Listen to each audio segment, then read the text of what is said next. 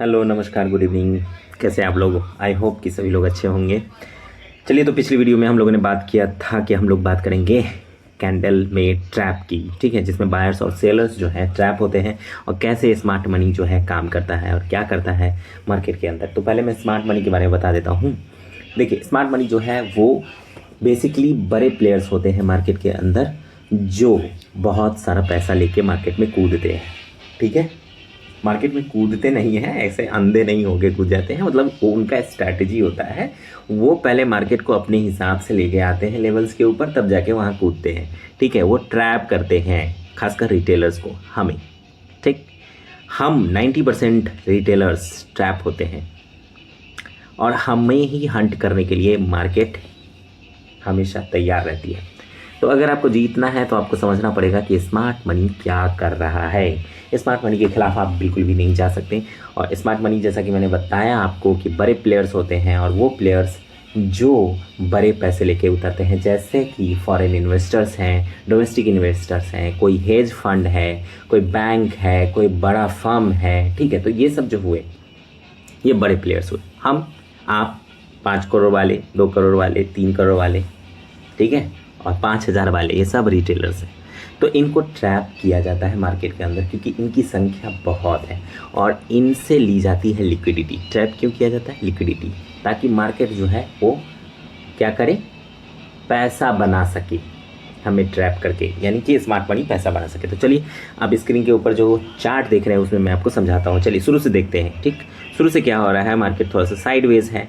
Sideways में के बाद क्या करता है कि बायर्स थोड़े से स्ट्रांग दिखते हैं यहाँ पे, लेकिन उसके अगले जो 3 कैंडल बनते हैं वो काफ़ी वीक कैंडल बनते हैं। आप देखेंगे एक के बाद छोटा कैंडल बन रहा है, यानी जैसे ही बायर्स वीक हुए वैसे ही सेलर क्या होगा, अपना स्ट्रांग दिखा रहा है। पहले एक छोटा कैंडल बनता है, फिर उससे बड़ा, फिर उसको लगातार कैरी करते हुए क्या करता है, यहाँ से लो बनाता है और फिर थोड़ा सा रिट्रेस करके और सीधा मार्केट जो है नीचे गिर जाता है, इस पॉइंट को, इस छोटे से सपोर्ट को तोड़ते हुए, ठीक है।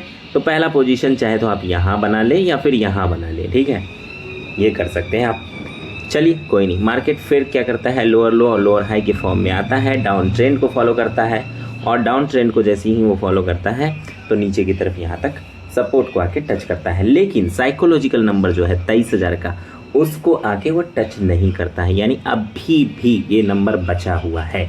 यानी मार्केट इसकी तरफ अट्रैक्ट तो है लेकिन अभी तक वहाँ तक पहुँचा नहीं है। तो इस बात से आप अंदाज़ा लगा सकते हैं, थोड़ी सी गट फीलिंग रह सकती है। अगर बहुत टाइम से मार्केट में है तो आपको पता होगा कि जो साइकोलॉजिकल नंबर होता है वहाँ तक मार्केट जाने की पूरी कोशिश करती है, ठीक है। फिर भी आपका होप यहाँ पे टूट सकता है। कहाँ पे? आप देखेंगे कि जब वो इस सपोर्ट को टच करता है तो यहाँ से जो लास्ट स्विंग हाई होता है उसको ब्रेक कर देता है और ऊपर के रेसिस्टेंस को जाके टच करता है। लेकिन फिर भी आपको ट्रैप नहीं कर रहा है, अभी ट्रैप वाला सिचुएशन नहीं आया है, क्योंकि वो सिर्फ टच करता है और रिजेक्शन लेके फिर से अपने सपोर्ट को जाके टच करके यहाँ से रिजेक्शन ले लेता है। और इसी रेंज में आप ये सिचुएशन देख सकते हैं। लेकिन जैसे ही दोबारा ये रेसिस्टेंस के पास पहुंचता है, आप यहाँ पे देखेंगे ट्रैप करने की पूरी कोशिश की गई है, क्योंकि यहाँ पे आपको एक स्ट्रॉन्ग कैंडल दिखाई देता है बायर का, और उसके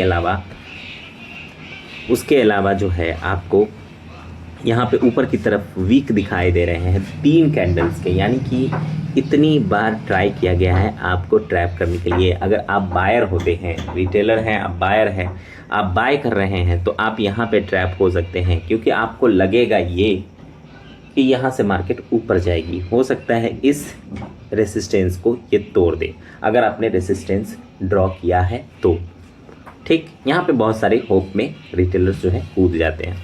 खैर, ऐसा नहीं होता, क्योंकि उनको लगेगा क्या ये डब्ल्यू स्ट्रक्चर बन रहा है, पर ऐसा नहीं है, ठीक है। मार्केट ने फिर क्या किया, यहाँ पे जैसे ही ट्रैप किया है बायर को, उसके बाद सेलर्स ने अपना कंट्रोल लिया है। और ये कैंडल्स आप देख रहे हैं, यहाँ पे आप चाहें तो एंट्री बना सकते हैं, यहाँ एसएल रखेंगे और यहाँ पे एंट्री आपका होगा, ठीक। इस लेवल पे आपका एंट्री होगा और ये सप्लाई जोन बन जाता है, क्योंकि आप ये जो कैंडल देखेंगे ये बड़ा सा कैंडल है, यानी जिस कैंडल से स्पाइक आ जाए मार्केट के अंदर वो समझिए स्मार्ट मनी मूव है। और वहाँ से फिर स्टार्ट होता है सप्लाई जोन। उसके नीचे का जो क्षेत्र होता है वो सप्लाई, या फिर उसके नीचे का जो क्षेत्र होता है अगर ऊपर की तरफ है तो डिमांड, ठीक है, समझ गया। ये जानना जरूरी है, क्योंकि नेक्स्ट टाइम जो रिएक्शन आएगा, रिएक्शन जो आएगा उसी सप्लाई जोन से रिएक्शन आएगा, उसी सप्लाई या डिमांड जोन से रिएक्शन आएगा स्मार्ट मनी का।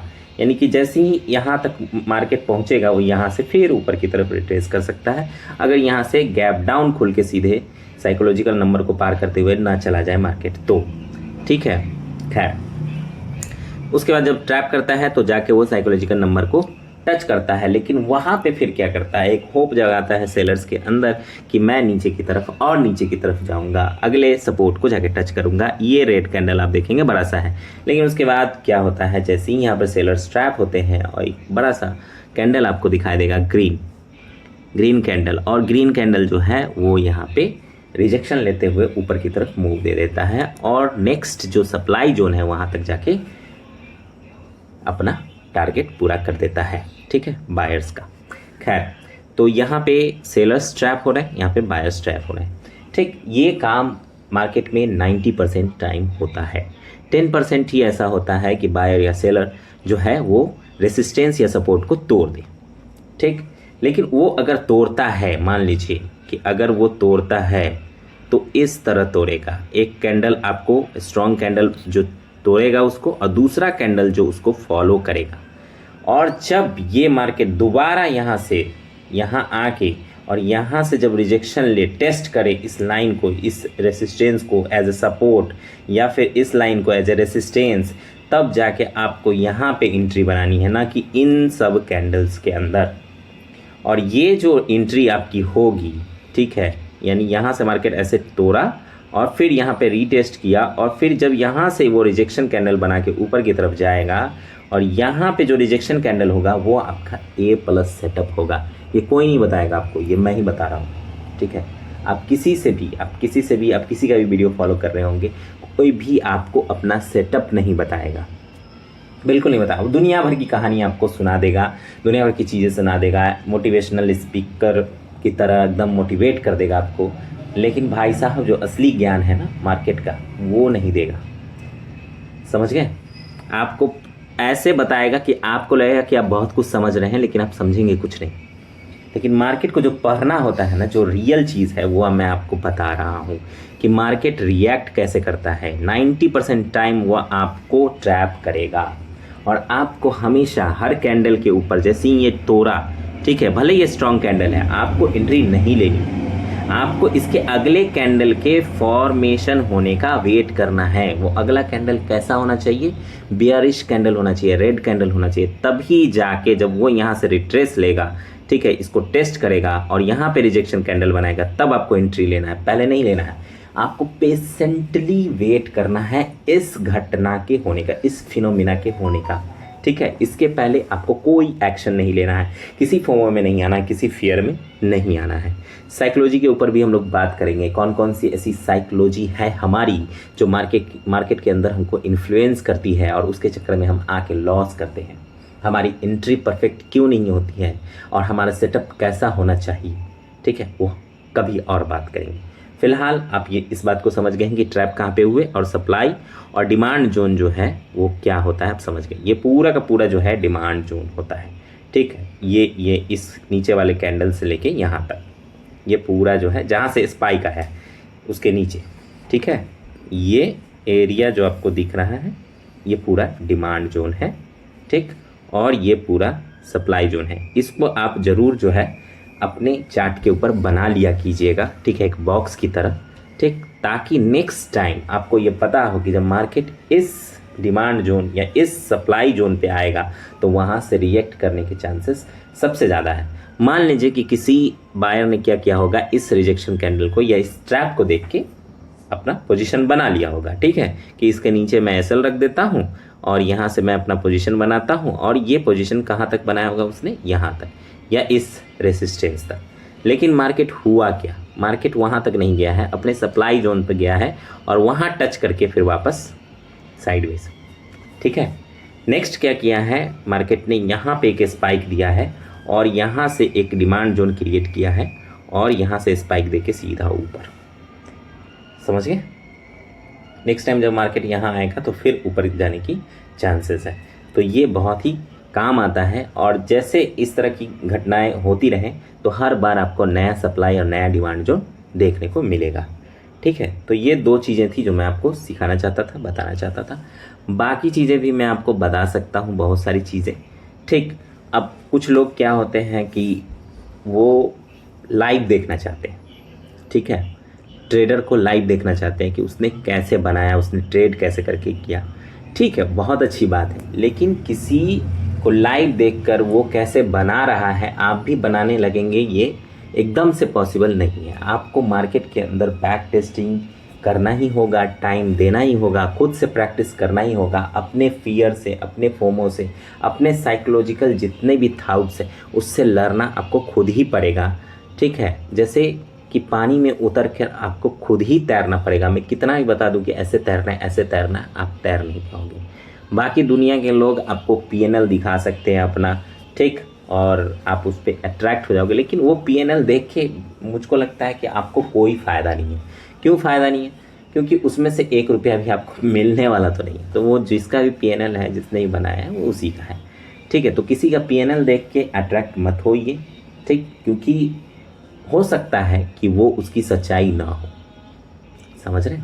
सच्चाई आपको खुद ही फेस करनी होती है। लर्निंग के साथ आता है, टाइम के साथ आता है। बाकी और भी चीज़ें इसमें मैं बताऊंगा कि लिक्विडिटी कहाँ क्रिएट हुई और कैसे फिर इसको हंट करेगा स्मार्ट मनी, और स्मार्ट मनी कॉन्सेप्ट होता क्या है बेसिकली, और स्मार्ट मनी में क्या क्या चीज़ें हमको सीखनी चाहिए, ब्रेक ऑफ स्ट्रक्चर, ठीक है, चेंज ऑफ कैरेक्टर, ये सारी चीज़ें भी मैं आपको धीरे धीरे समझाऊंगा, एक एक करके स्टेप सीक्वेंसली हम आगे बढ़ेंगे। ठीक है, सीक्वेंस वाइज, और उसके बाद हम सारी चीज़ें समझेंगे मार्केट को। जब आप सारी चीज़ें समझ जाएंगे तो मैं आपको एक और चीज़ बताऊंगा कि मार्केट में किन किन टूल्स का आपको ज़रूरत पड़ेगा इंडिकेटर के साथ जब आप ट्रेड कर रहे होंगे। ठीक है, किसी भी प्लेटफॉर्म को आप यूज़ करेंगे तो कैसे यूज़ करेंगे। जैसे कि ये एंजल वन का प्लेटफॉर्म है और मेरे लिए बहुत ही फैमिलियर है, आपके लिए कुछ और हो सकता है, धन का हो सकता है, ग्रो का हो सकता है। तो थोड़ा सा आप चलाना सीख लीजिए पहले कि प्लेटफॉर्म कैसे वर्क करेगा, कहाँ मैं बास्केट ऑर्डर लगाऊँ, कहाँ मैं एसएल के साथ अपना जो है टारगेट भी ऑर्डर लगा सकता हूँ। कुछ प्लेटफॉर्म ऐसे होते हैं जहाँ पे आप एसएल लगाओगे, टारगेट लगाओगे और बीच में आप एग्जिट करना चाहते हो। अगर आपको लगता है कि स्ट्रक्चर ब्रेक कर गया है तो आप एग्जिट नहीं कर पाओगे जब तक कि आप अपना एसएल या टारगेट जो है वो हटाओगे नहीं। लेकिन एंजल के साथ क्या है कि उसमें ऐसा आपको करने की ज़रूरत नहीं है। आप एसएल टारगेट लगा भी चुके हैं तो आपको एग्जिट कहीं भी वो दे देगा। ठीक, बहुत सारी चीज़ें आपको अभी आगे सीखनी है। फिलहाल ये 2 चीज़ें अपने दिमाग में रखिए। ठीक है, और मार्केट कैसे रिएक्ट करता है ये आप समझ गए होंगे, आई होप। ठीक, चलिए मिलते हैं अगली वीडियो में, और अगली वीडियो में हम लोग बात करेंगे लिक्विडिटी की। ठीक है, उसके अलावा मैं आपको बताऊंगा लास्ट में वॉल्यूम, ये जो वॉल्यूम्स है इसका क्या रोल है। ठीक है, चलिए, धन्यवाद।